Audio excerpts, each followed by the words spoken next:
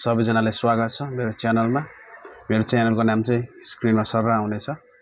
लाइभमा जस पहिलोचोटि अनुभव सेयर गर्न गइरहेको छु। त्यो चाहिँ खास हिजो रातिको पानीको डुबानले गर्दाखेरि चाहिँ त्यो अनुभव चाहिँ सेयर गर्न गइरहेको छु है। तपाईहरुले सायद अनुभव गरिसक्नु भयो होला, तर मेरो लागि चाहिँ पहिलोचोटि मेरो आँखाले देखेको थियो, कानले सुनेको थियो हैन, तर भोगेको थिएन क्या। अनि त्यसले गर्दाखेरि मैले चाहिँ त्यो सानो अनुभव सेयर गर्न गइरहेको छु। कसरी डुबेको थियो, अनि डुबेपछि चाहिँ मैले कसरी अब आफ्नो परिवारले सेटल गरेँ, त्यसपछि मेरो कपडाहरू कसरी कति दिन लाग्यो भन्ने कुराहरू चाहिँ देखाउन गइरहेको छु। सो सुरु गरौँ। हिजो रातिको 12 बजे 11-12 बजेतिर परेको पानीले म विष्णुपति खोलाको छेउछाउमै बस्छु। विष्णुपति खोलादेखि त्यो खोलादेखि तपाईँको 100 मिटर 100-150 मिटर चाहिँ म भित्र बस्छु। तर यो वरिपरि सबैजनाले भन्छन्, थाहा छैन, मैले त अब यहाँ यो ठाउँमा बसेको 8-9 वर्ष हुन थाल्यो हैन। तर योभन्दा अघिल्लो वर्षहरूमा पनि मैले देखेको थिइनँ। तर योहरूको वरिपरिको छिमेकीहरूले चाहिँ के भन्नुहुन्छ भन्दाखेरि हामी पनि यो ठाउँमा घर बनाएदेखि चाहिँ पहिलोचोटि हो यस्तो डुबान भएको भन्ने कुरा गरिरहेको थियो। वरिपरि लगभग 6-7वटा घरहरू लगभग अन्डरग्राउन्ड सबै नै डुबान भयो। त्यो मध्ये चाहिँ मेरो घर चाहिँ तपाईँको लगभग 17-18 इन्ची चाहिँ मजाले पानी जलमग नभयो। 11 बजेदेखि पानी परेको तपाईँको 12-1 बजीसम्म चाहिँ सुकिसकेको थियो क्या।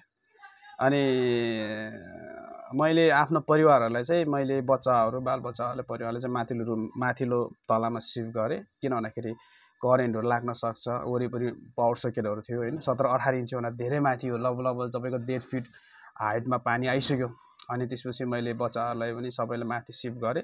न दराजको सामान निकाल्न पाएँ, न अरू सुतेको खाटहरूको दसनाहरू निकाल्न पाएँ, त्यतिकै छोडिदिएँ। मैले पहिलो प्राथमिकता चाहिँ मेरो परिवारलाई दिनुपर्छ भन्ने कुरा चाहिँ मैले त्यो कन्सेप्टमा राखेँ। त्यसपछि मैले चाहिँ मेरो परिवारलाई माथितिर सिफ्ट गरेँ। अनि कोठाहरू सब मैले ढोकाहरू बन्द गरेँ। त्यसपछि म हैन स्क्रिनमा हेर्नु त नि यसरी पानी परेको छ। यसरी चाहिँ तपाईँको कोठाभित्र यस्तो जलमग्न भयो है, बाहिर यसरी परेको छ त्यो राति।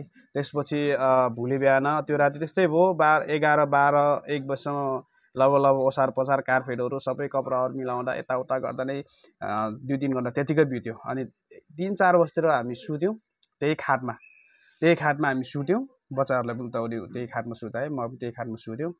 भोलि बिहान उठ्यो, सरसफाइ गर्यो, आम्मामा हेरेको खाटहरू सबै कपडाहरू भिजेको।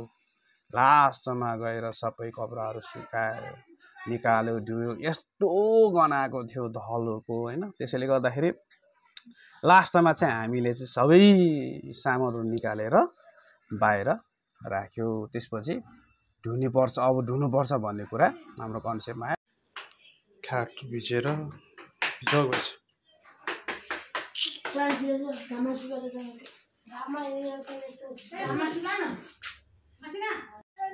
हिजो पानीको डुबान भएर सबै कपडाहरू यसो सुकाछ।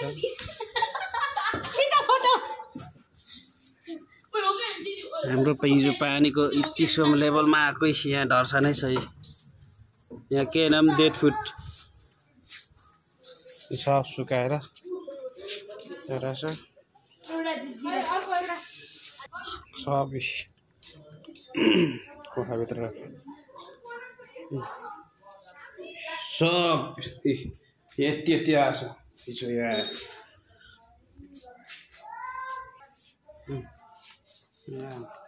देखिन्छ। यो त सुक्दै गएको, यो प्लग भएको ठाउँमा पुगेको सब पानी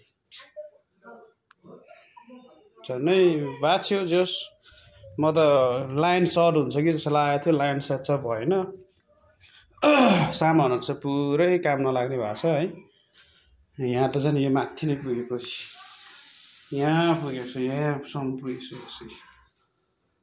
त्यसले गर्दाखेरि अब सामानहरू चाहिँ लगभग बचाइयो। केही इम्पोर्टेन्ट सामानहरू, अरू चाहिँ अब त्यस्तै भयो।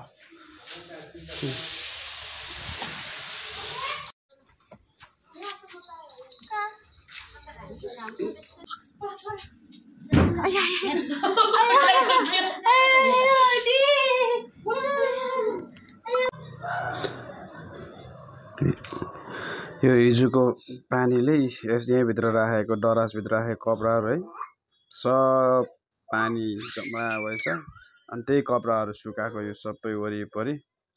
अनि यो माथि जति पनि कौसीमा सुकाएको छ स्लिपिङहरू ब्यागहरू त्यसपछि लिएर मोटो मोटो ज्याकेटहरू यसरी सुकाउनु पर्ने बाध्यता बनायो। अनि यो हेर्नुहोस् ठुलो कम्मलहरू पनि सब ढल मात्रै गनाइरहेको यो कौसीभरि है। यहाँ कौसीमा अझै पनि पानी सुकेको छैन है। यो वरिपरिको सब कौसीमा अझै पनि पानी सुकेको छैन। अनि त्यसले गर्दाखेरि माथि कौसीमा बरन्डाको बारहरूमा त्यसपछि लिएर यहाँ छिमेकीको बारहरूमा सुकाएको है। अनि यो एउटा त्यो हाम्रो भित्र हेर्नु बाबुको कपडा सब मोटो मोटो कपडाहरू सब त्यो दराजभित्र राखेको थियो सबै भिजेर यस्तो आधी सुकाउनै बाँकी छ। यो आधी सुकाउनै बाँकी छ। अब यो सुक्ने कहिले हो।